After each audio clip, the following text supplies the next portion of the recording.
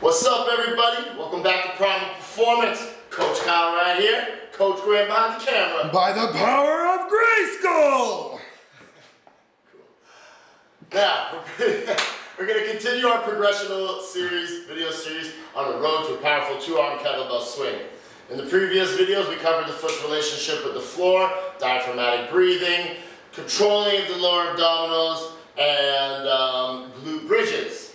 Now, today we're going to cover the plank, and I'll explain how each one of those kind of progressed into the plank and how the plank progresses into the two-arm swing. Now, the plank I'm going to show you today, this plank is exactly what the lockout of the two-arm swing should be. In terms of the lockout of the two-arm swing, when I'm standing here, knees are locked out, hips are locked out, spine dead straight, shoulders retracted and depressed, head is in a nice neutral position.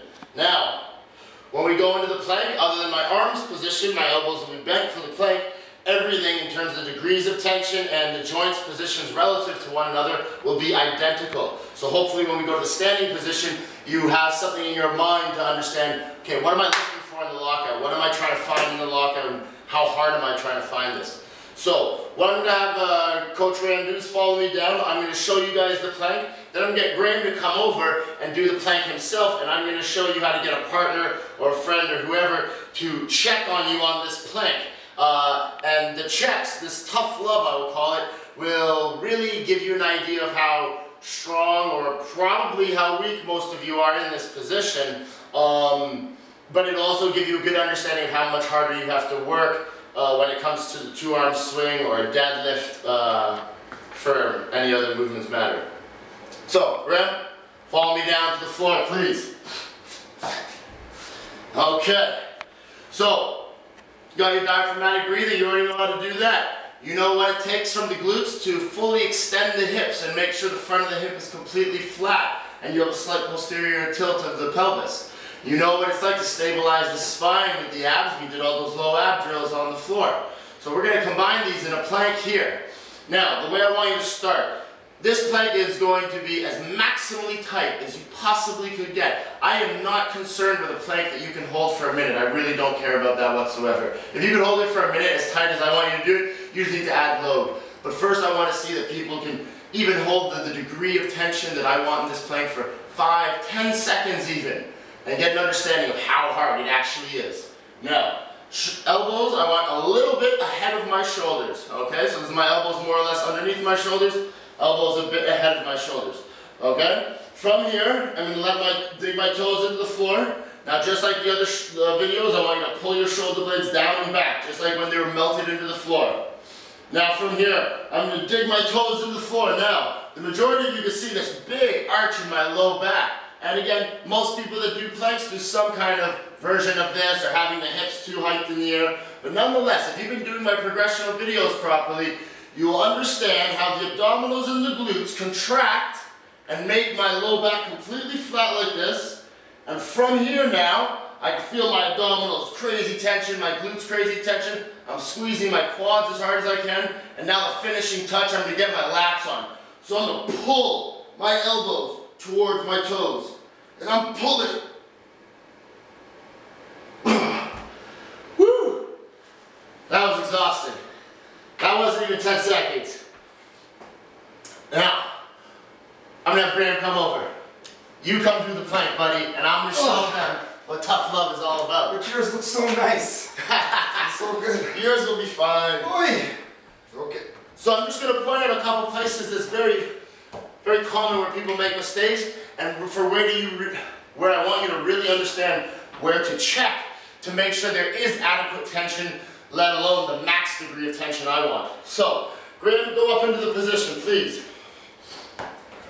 So, now you can see he's not in the right position. He needs more glute and abdominal tension. So you see we got that low back completely flat, spine is nice and rigid, just like we want for the swing. Shoulder blades, nice drawn back position, very far away from the ears. I'm going to feel his lats, and beautiful. They're on. Glutes are so tight, quads so tight, abs so tight. The tapping is a little tough love, but once they get good at it, don't be afraid to kick. I understand in most gyms, this could be thought of as a little bit of abuse, but if you get to know your clients and let them know, relax, buddy. We'll go back to there, so you stay there. You let them know that you're going to be touching and poking them. But without touch, honestly, you don't know. I see so many people say, yeah, you're working your glutes, you're doing that, blah, blah, blah. But you don't know. Touch and make sure, palpate the muscle, make sure that they are firing. Now, I'm going to have Graham go back into the position and where I want you to mainly focus, all tough love aside, and don't get me wrong, I want you to apply that tough love. All of that aside, the main focus, I want the partner to put pressure for the plank to know if it's in the right position. So you're going to come up, we're going to pull the pelvis a little higher. So as you can see, front of his hip is nice and flat. That's the top of his two-arm swing. Lats are super tight. He's pulling his elbows towards his feet towards his elbows. But I'm going to push right above by his pelvis. And if I feel any wavering, so slowly let go of your abs a little bit, so I can feel that, okay, and relax. I could feel that when I pushed, the amount of pressure, the constant pushing back that he had, just from the tension in his abdominals, his low back, and his glutes, when that released and I was able to feel that there was some give, I wanted him to stop. And that's what I want you to do too. Even if it was 2 seconds in, 5 seconds in, trust. That's cool. Go back to the camera, brother. Thanks a lot, man. Yeah. That's what I want you to do. The highest quality degrees of tension I want you to hold. Again, I don't care about the 30, 40, 50, 60, 2-minute long plank, Guinness Book of World Records, some guy doing an hour is bullshit. I want to see how tight you can make it in the smallest period of time. From there you can add on time, but I want to see that quality of tension. Because if you're not holding that quality of tension, I promise you, in most of your kettlebell classes and kettlebell this and that you're doing, the amount of volume they give you, I promise you, you do not have the mental or physical endurance to withstand doing that for all the reps of the swings and all the other stuff they get you to do in these classes, unless you understand these basics. Thanks again, guys.